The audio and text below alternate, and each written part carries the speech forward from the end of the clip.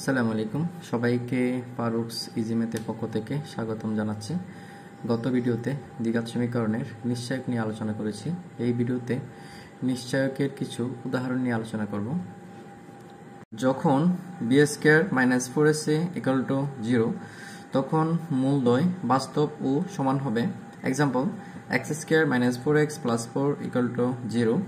সমীকরণটিকে দ্বিঘাত সমীকরণের মাধ্যমে সমাধান করলে আমরা x এর মান পাই 2,2, অর্থাৎ এটি x অক্ষকে একটি বাস্তব বিন্দুতে ছেদ করবে অথবা স্পর্শ করবে। b² - 4ac > 0 তখন মূলদ্বয় বাস্তব ও অসমান হবে, অর্থাৎ এক্সাম্পল, x² - 5x + 6 = 0।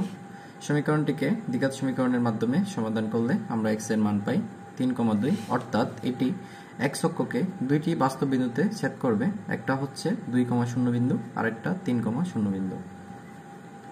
যখন b² - 4ac < 0 তখন মূলদ্বয় অবাস্তব ও জটিল হবে। Example, x² - 2x + 2 = 0।